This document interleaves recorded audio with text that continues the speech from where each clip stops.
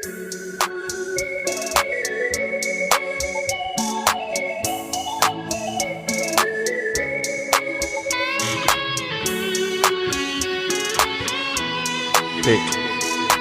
Remix អូនក្រមុំស្រីស្លៀកសំពត់ខ្លីម្លែណពេលអាវដៃខ្លីប៉សតែខ្លួនឆើតល្អបងនាងជិះម៉ូតូចេញពីផ្ទះតាំងពីព្រឹកព្រៀងទៅរៀនមែនទេបងនាងគឺមួយស្រីឈៀងជុំដងសាអូនសំពត់ខ្លីទៅរៀនដែរអីណាអូនទៅ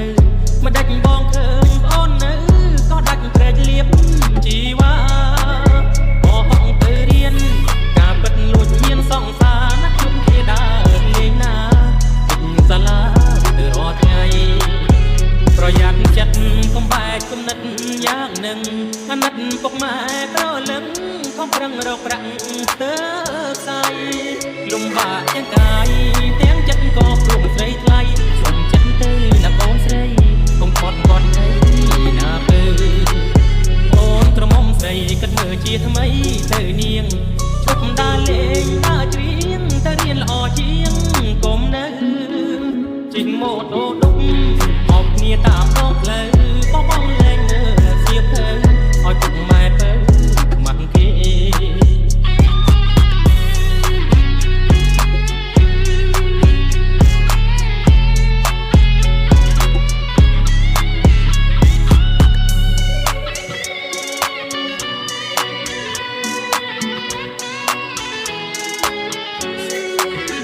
ប្រយ័ត្នចិត្តកុំបែកគំនិតយ៉ាងនឹងអាណិតពុកម៉ែប្រលឹងខំប្រឹងរកប្រាក់ទៅខ្សែលំបាកទាំងកាយទាំងចិត្តក៏ព្រមស្រីថ្លៃសុំចិត្តទៅណាអូនស្រីកុំខត់គាត់អីណាពើអូនក្រមុំស្រីគិតមើលជាថ្មីទៅនាង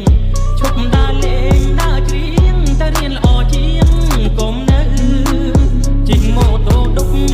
អោបគ្នាតាមដងផ្លូវបងលែងមើលសៀវភៅឲ្យពុកម៉ែពើខ្មាស់គេ